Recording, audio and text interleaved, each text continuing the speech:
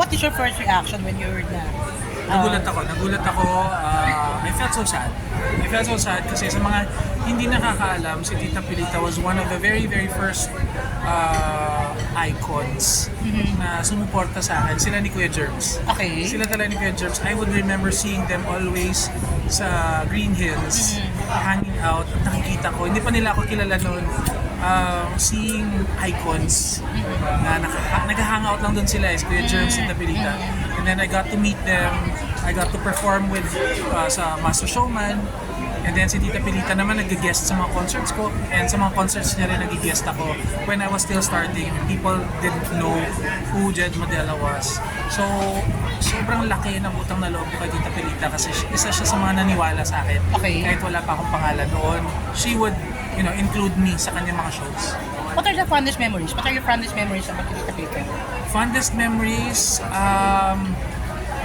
ang hindi ko makakalimutan kay Tita Pilita, she would always have something very, very nice to say.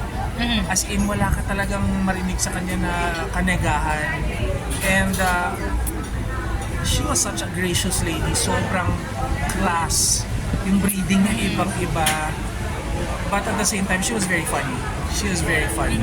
Yun ang hindi ko makakalimutan sa kanya. May mga payo ba siyang binibigay sa'yo na ano? Ayun, the only thing I could remember is wag ko daw kalimutan kung saan ako nanggaling. Okay. And to pay it forward.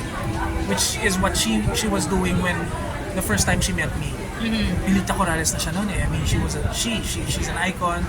She'll always be an icon. And for her to invite somebody na hindi kilala, yun ang yung sinabi niya sa akin na parang pay it forward. Also be an instrument na makatulong sa ibang mga artists na baguhan. Ano yung mga songs siya na gusto mo? O syempre yung kanyang yung minimimik ko siya lagi yung The day you came along with the song. A Million Thanks. A Million Thanks to you. Yes. Yeah. Gano'ng kalaking kawalan sa industriya? Ang pagkawala ni Tita Pilita? Well, I think it's going to leave a big hole in the industry kasi walang katulad sa Miss Pilita Corrales.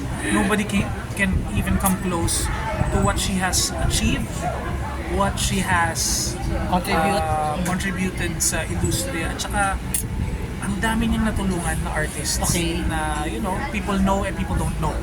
So I think there's going to be a very, very big void in the industry sa pagkawala ni Mamita. Maraming salamat. Thank you.